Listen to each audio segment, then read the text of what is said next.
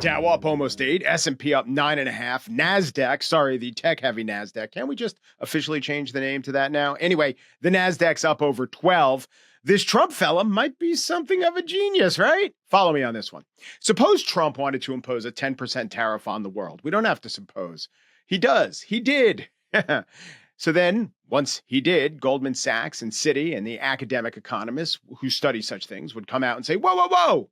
That's going to shave 0.2, 0.3% off of GDP. That will probably raise inflation, and the markets would punish that. All right, so how to get around it? I know. Impose your 10% tariff on everyone, but then go a lot higher on some countries. Impose like a 50% tariff on our biggest trading partner, Canada. And I don't know, let's say spitballing here, 125% tariff on China when all's said and done. The stock market's gonna hate that. They're gonna kill us. So then what we do is we send Scott Bessent outside to say some Scott Bessent-y things.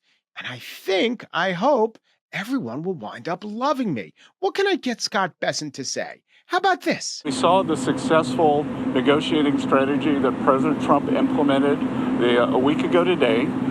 It has brought more than 75 countries forward to negotiate. It took great courage for him to stay the course until this moment. And what we have ended up with here, as I told everyone a week ago, they're in this very spot, do not retaliate and you will be rewarded.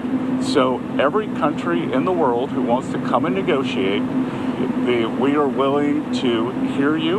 We're going to go down to a 10% baseline tariff for them, and China will be raised to 125 due to their insistence on escalation. And with that, news that should have tanked the markets, that would have tanked the markets if that was the only news. Yeah, we're going with a 10% tariff, would have shaved 0.2% off GDP, actually thrills the market. Only going with 10% tariffs. I mean, if it had been full tariffs, we'd be so much worse off. The full tariffs, the full picture, that would have lopped not 0.2% off GDP, but maybe 2.0% off GDP. That's $500 billion. That's $5,000 per household. So Trump's a hero. Trump's a genius. You know the old Malcolm X line about pulling a knife only part way out of your back, that you can't call that progress? If you stick a knife in my back 9 inches and pull it out 6 inches, there's no progress. Well, in this scenario, Trump was the one who stuck the knife in his own back and still gets the credit. He pulled it out so that only 10% of the knife is still in there. And with the Chinese knife, he pushed it in a little further, but who cares? Markets are up.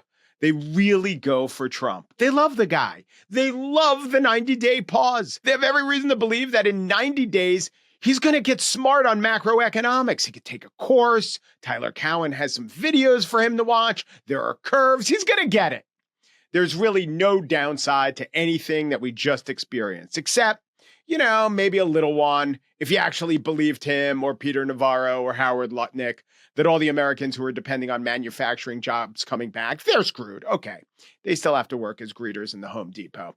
Sadly, it's all going to stay overseas. And of course, one specific industry, the domestic back knife industry, continue to be barely a shell of its former self.